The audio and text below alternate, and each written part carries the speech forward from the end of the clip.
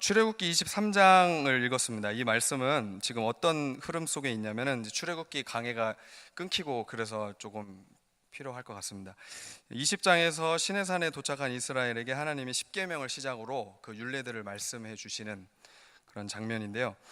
20장에 이제 시내산에서 십계명을 주시면서 십계명으로 큰 그림을 그리셨다면은 이제 그 십계명 선포 이후에 그 각 계명마다 그 구체적인 그 실생활에서 적용할 수 있는 지침들을 세부적인 율례들로 지금 계속 말씀해 주시는 흐름 가운데 있습니다. 이제 23장까지 지금 그 흐름으로 쭉 온 것입니다. 언제 온 것인지 모르시겠죠.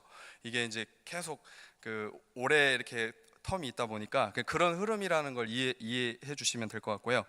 그래서 그 율례들을 이제 말씀해 주시는 장면 속에서 특별히 오늘 읽은 본문은 잠깐 하나님께서 어떤 계명의 지침을 말씀하시다가 오늘 읽은 본문은 잠깐 하나님이 뭔가 하나님의 마음을 이스라엘에게 전하고 싶은 그런 흐름 가운데 있습니다. 그래서 지금까지는 어떤 그 율례들의 열거 이렇게 해야 된다 저렇게 해야 된다 이제 어떤 십계명의 각 계명의 구체적인 지침들을 열거를 하신 분위기로 오셨다면은 오늘 읽은 본문은 잠깐 하나님께서 그 율례의 열거를 멈추시고 이스라엘에게 자신의 마음을 표현해 주시는 그런 부분이 오늘 함께 읽은 본문의 내용입니다. 요약하면 이렇습니다. 앞으로 가나안 땅까지 하나님께서 어떻게 인도하실 것인가 그것을 말씀하시고 가나안 땅을 하나님께서 어떻게 이스라엘에게 허락해 주실 것인가를 말씀을 하시는 부분이 오늘 본문의 내용입니다. 이런 본문에서 함께 보고 싶은 부분이 있습니다. 그게 바로 30절인데요. 여러분 30절을 다시 한번 읽어보도록 하겠습니다. 30절입니다. 같이 읽겠습니다. 시작.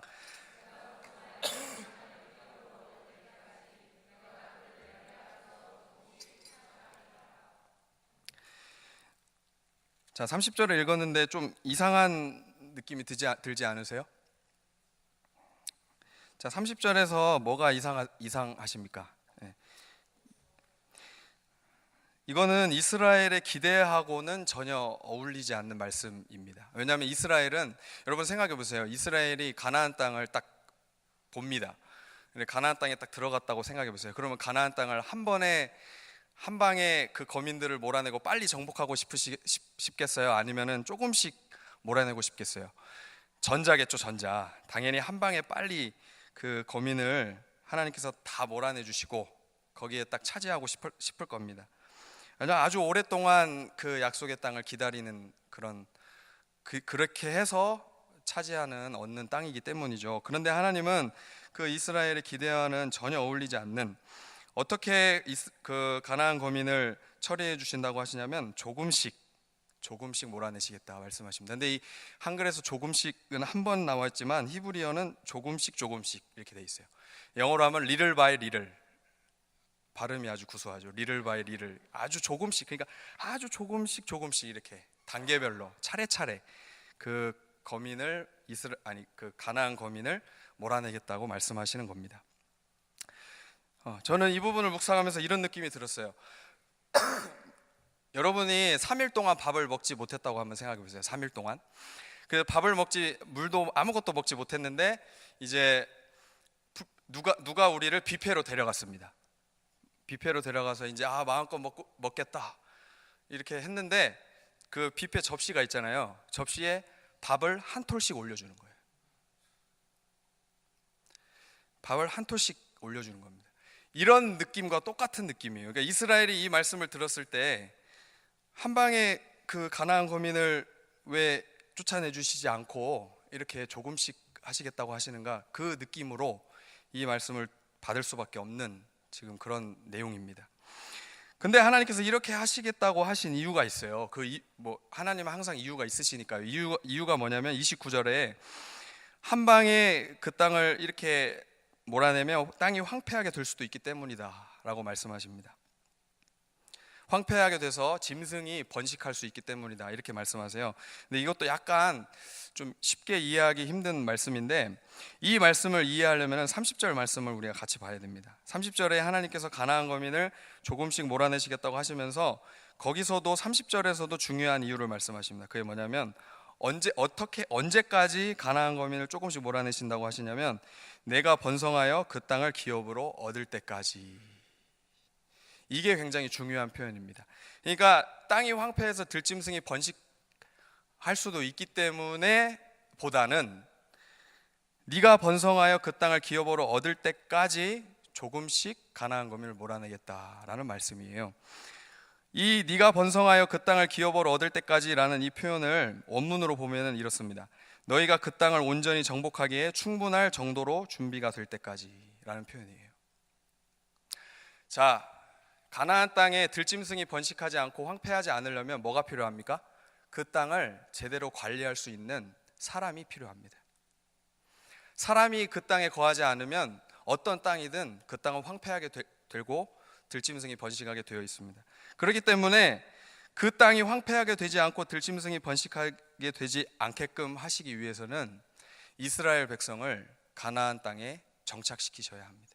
그런데 중요한 것은 단순히 그냥 사는 수준이 아닙니다. 이스라엘은 그 가나안 땅에서 그 땅을 하나님의 뜻대로 정복하고 다스릴 준비를 해야 합니다.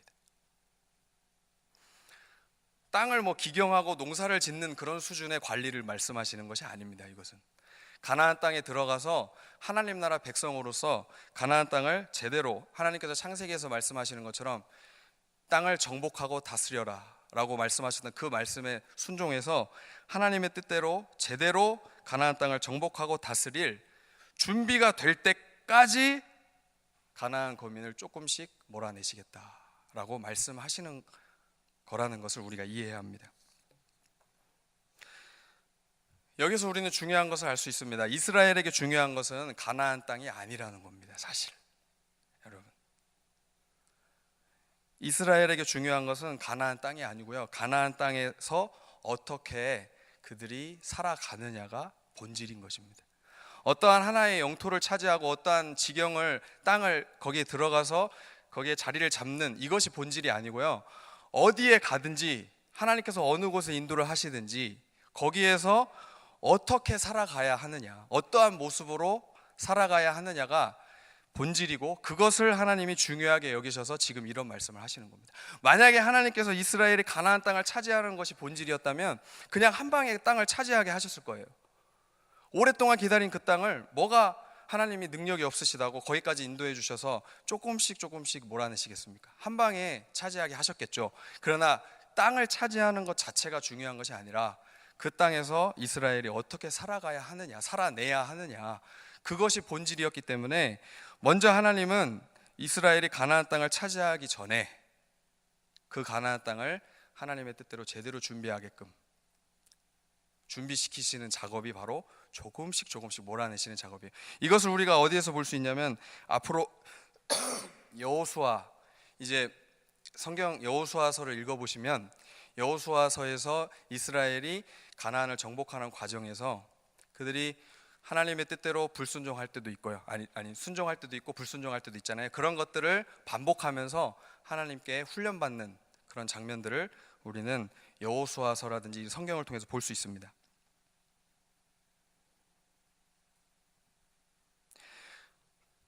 결국 이스라엘이 가나안 땅까지 가는 과정 속에서 하나님이 이스라엘에게 베푸신 은혜는 바로 그들을 준비시키시는 작업이었다라는 것이죠. 이런 맥락에서 우리의 삶을 볼 때 우리도 똑같습니다. 우리도 가나안 땅을 향해 가고 있는 자들입니다. 우리에게 가나안 땅은 어디입니까? 바로 천국이죠, 천국. 우리가 천국을 향해 가는 그 여정 속에 이 땅에서의 삶은 어떤 측면으로 볼 수 있냐면 천국을 누릴 준비를 하는 그런 과정이라고 볼 수가 있습니다.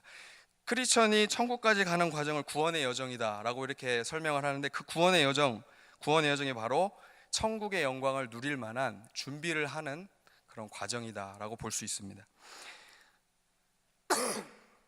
여러분, 세상의 그 돈도 상속을 받을 때 준비 과정이 필요합니다. 예를 들어서 제가 제 아들 얘기도 죄송한데, 제 아들이 수찬인데 그 2살밖에 안 됐거든요. 지금 이제 돌도 안 지나는데 수찬이한테 500원짜리 동전을 준다고 생각해 보세요. 그러면 그 수찬이 손에서 그 500원짜리 동전이 값어치를 할까요? 안 하죠. 어떻게 될까요? 500원이 입속으로 들어갑니다. 큰일 납니다. 그러니까 어떤 돈에 대한 개념이 잡히고 또 물질관이 잡힌 그렇게 준비를 한 후에 그것을 맡겨야 그 손에서 그것이 누려지고 가치가 발현되는 겁니다. 마찬가지가 아닙니다. 더 수준이 높은 것이죠. 하나님의 나라를 상속받는다는 것은 방금 제가 비유로 말씀드린 이것과는 차원이 다른 겁니다. 영광스러운 하나님 나라를 상속받을 때 당연히 우리가 이 땅에서 준비를 해야 하는 것이죠. 그렇기 때문에 그것을 온전히 누리고 그 가치를 온전히 우리가 그 영광을 온전히 누리기 위해서는 이 땅에서 준비하는 과정이 필요합니다. 그래서 그리스도인의 성화의 과정은 바로 천국의 영광을 누리는 준비의 시간들입니다. 근데 여러분, 이 준비 과정 또한 하나님의 은혜로 된다라는 사실을 우리는 기억해야 합니다. 이건 우리의 힘과 노력으로 준비가 되는 게 아닙니다. 사실 천국을 상속받는 것도 은혜지만 이 천국까지 가는 여정 또한 하나님의 은혜로 되어진다라는 사실을 우리는 기억해야 합니다. 이것이 본문에도 똑같이 담겨 있습니다. 오늘 우리가 읽은 이 본문은 하나님께서 이스라엘과 무엇을 하고 계시는 장면입니까? 출애굽기 20장부터 지금 하나님은 이스라엘과 뭐를 맺고 계시죠? 언약을 맺고 계시는 큰 틀 안에 있는 것입니다. 그러니까 지금 우리가 읽은 이 본문도 바로 그 언약의 내용들입니다. 그런데 당시 고대 근동에서 언약을 체결할 때 중요한 관습이 있었습니다. 이것은 창세기 15장에도 나옵니다. 창세기 15장에 하나님께서 아브라함에게 나타나셨을 때 일명 횃불 언약이다라고 하시면서 그 쪼갠 그 짐승 사이로 하나님이 횃불로 현현하셔서 아브라함은 통과하지 않고 하나님만 통과하시죠. 이 횃불 언약. 당시에 이 고대 근동에서 언약을 맺을 때 관습이 바로 이런 관습이었습니다. 두 언약 당사자끼리 짐승을 쪼개놓고 어떻게 합니까? 같이 지나가죠. 이건 어떤 의미입니까? 만약에 언약을 누구든 어겼을 때 이 쪼개진 짐승처럼 돼도 상관이 없다라는 이 결단을 담는 거거든요. 그러니까 어떤 겁니까? 생명을 건 언약입니다. 생명의 언약. 그런데 본문에서 하나님이 이스라엘과 맺은 언약은 시내산에서 10계명을 선포하시는 순간부터 하나님께서 이스라엘과 맺으신 언약의 성격은 바로 오늘 본문의 20절에 보시면은 하나님께서 이스라엘 앞에 누구를 보내주시겠다면 사자를 보내주시겠다 이렇게 말씀합니다. 그리고 27절에서는 위엄을 앞서 보내주시겠다. 그리고 28절에서는 아주 특이한 표현인데요, 왕벌을 앞서 보내주시겠다 이렇게 말씀하십니다. 여기서 공통적으로 나오는 표현이 있어요. 그게 뭡니까? 앞서 보내주시겠다라는 표현입니다. 앞서 보내주시겠다라는 이 표현에서 우리는 하나님의 언약 가운데 담겨있는 의지를 볼 수 있습니다. 그게 뭐냐면 하나님이 앞서 모든 것을 다 책임져 주시겠다라는 그 하나님 스스로의 의지적 결단이 이 언약에 담겨 있습니다. 그러니까 이 언약에서는 우리가 볼 수 있는 것은 이스라엘과 하나님이 서로 책임지는 게 아니고 누구만 책임지시는 겁니까? 하나님만 이 언약의 책임 이행자이시다. 그러니까 이 언약이 유지되는 것은 이스라엘의 어떠함이 때문이 아니라는 것이에요. 하나님께서 앞서가서 모든 것을 책임져 주시는 그 하나님의 은혜와 신실하심으로 이 언약이 끝까지 유지되는 것이다 라는 것을 우리는 보게 됩니다.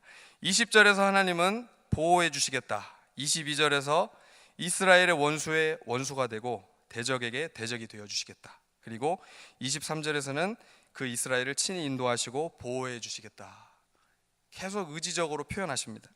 가나안을 기업으로 상속받기까지 이스라엘과 이렇게 함께 해주시겠다라고 말씀하시는 것입니다.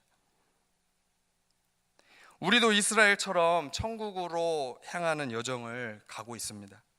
이 길에서 우리를 약속된 천국까지 끝까지 인도해 주시는 분은 바로 특별히 성령 하나님으로 표현할 수 있습니다. 요한복음 16장에서 성령 하나님을 보혜사라고 이렇게 표현합니다. 보혜사는 어떤 말이냐면 우리를 보호해 주시고 인도해 주시고 위로해 주시고 격려해 주시는 분이다 라는 뜻입니다.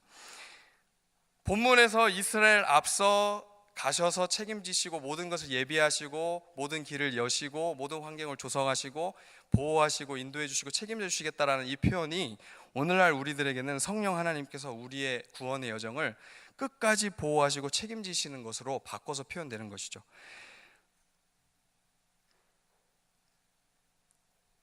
갈라디아서 5장 16절 17절에 이렇게 말씀합니다. 내가 이르노니 너희는 성령을 따라 행하라. 그리하면 육체의 욕심을 이루지 아니하리라.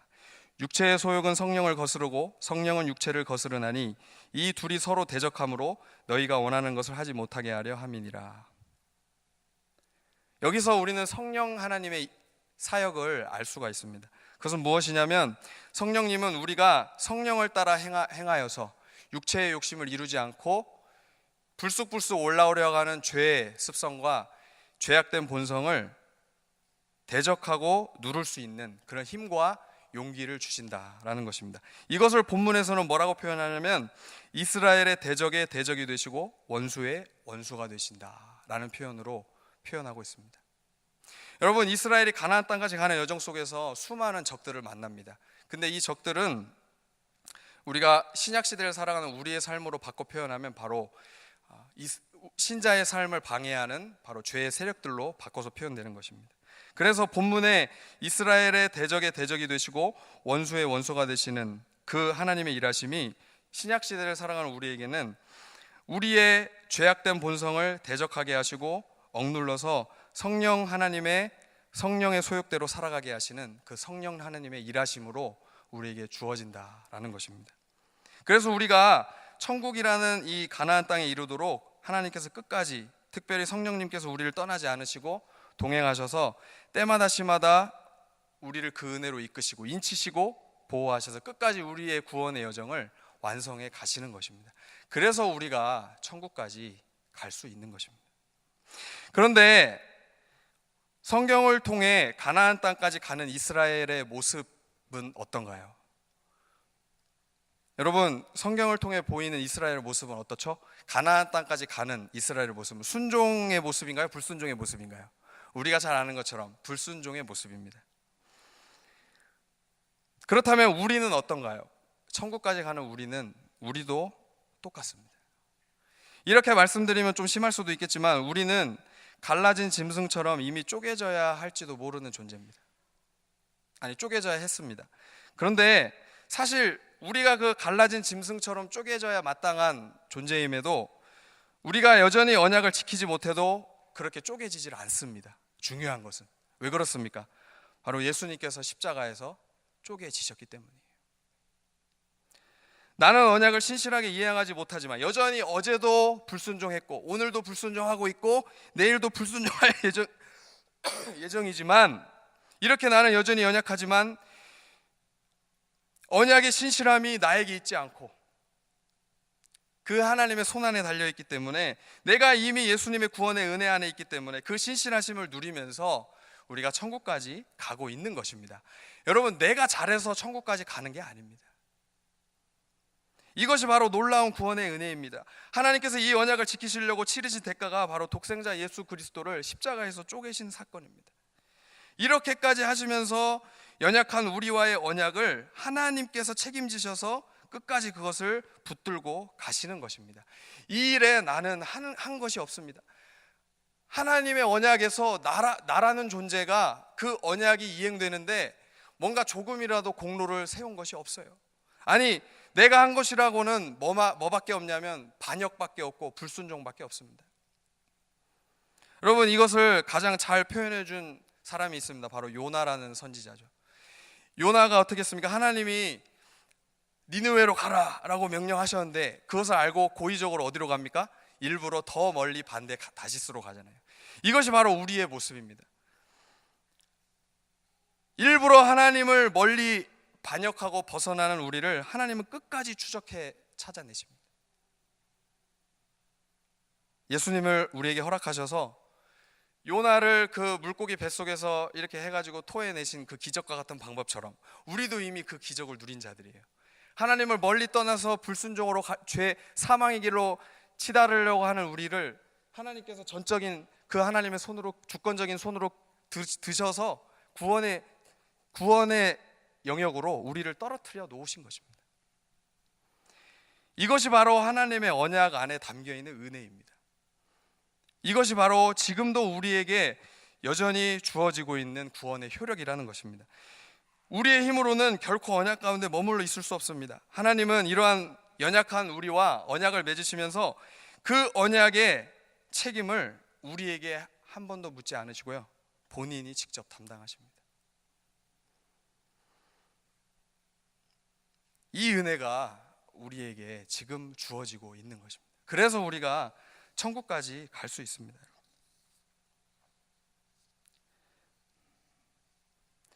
여러분, 그런데 27절에 중요한 표현이 나옵니다. 27절을 보시면, 자, 27절을 한번 읽어볼까요? 시작.